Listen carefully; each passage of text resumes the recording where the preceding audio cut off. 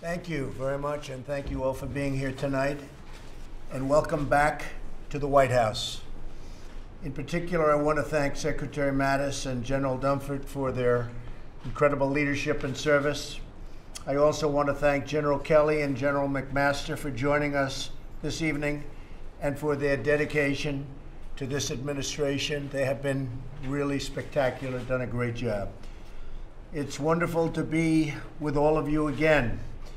As I said during our last meeting, my number one priority as Commander-in-Chief is to keep our people safe and to empower you, our senior military leaders, to do what you do best. Nobody does it better than the people in this room, believe me. We have many pressing national security issues facing our country. In addition to devastating natural disasters, we have had some big natural disasters, and some of you know exactly because your people have done an incredible job, and I appreciate it. But recently, we have had challenges that we really should have taken care of a long time ago, like North Korea, Iran, Afghanistan, ISIS, and the revisionist powers that threaten our interests all around the world. Tremendous progress has been made with respect to ISIS, and I guess the media is going to be finding out about that over the next short period of time. It falls on the people in this room to defend the American people from these threats. I know we share a belief in putting the safety and the well-being of the American people first, and I look forward to hearing from you and your ideas. We'll be going to dinner right after this, and we'll be discussing it further. But I look very much forward to discussing certain things right now, and we have certain very critical areas that we will be discussing. In North Korea, our goal is denuclearization. We cannot allow this dictatorship to threaten our nation or our allies with unimaginable loss of life. We will do what we must do to prevent that from happening, and it will be done if necessary, believe me. In addition, we must not allow Iran to obtain nuclear weapons.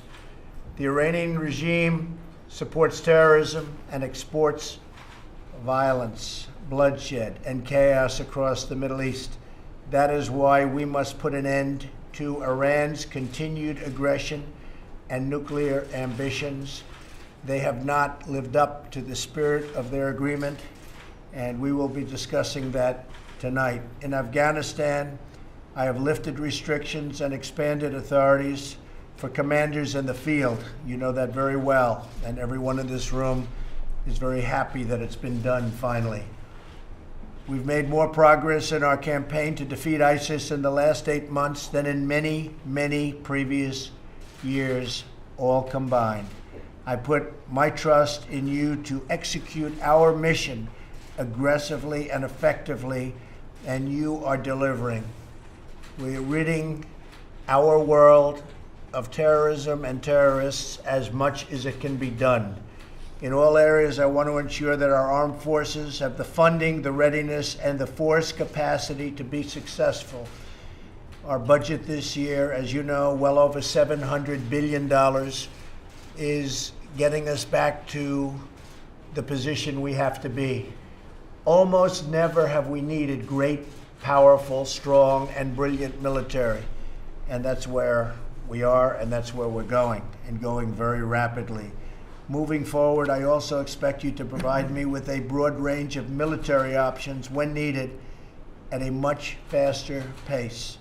I know that government bureaucracy is slow, but I am depending on you to overcome the obstacles of bureaucracy. Finally, I want to thank each and every one of you for the immense personal sacrifices you and your family make on behalf of our great country. Your patriotism, selflessness, and courage are an inspiration to me and an inspiration to our entire nation. I look forward to our discussion today, and I look especially forward to being with you and your spouses a little bit later, where we will have dinner, but I know we'll still be talking about what we all enjoy talking about. And perhaps our spouses have some better ideas than even we do, but I hope not. But I think that could be possible. So again, thank you all for being here. We appreciate it very much. And Thank you all very much. I appreciate it. Should people be allowed to buy devices? We'll be looking into that over the next short period of time. We'll be looking into that over the next short period. Does the NRA announcement provide some affirmation of the need to make a change? Thank you, Bob. Thank you, Bob. Thank you all very much. Thank you. Another answer. Thank you. You'll be hearing about Iran very shortly. Thank you.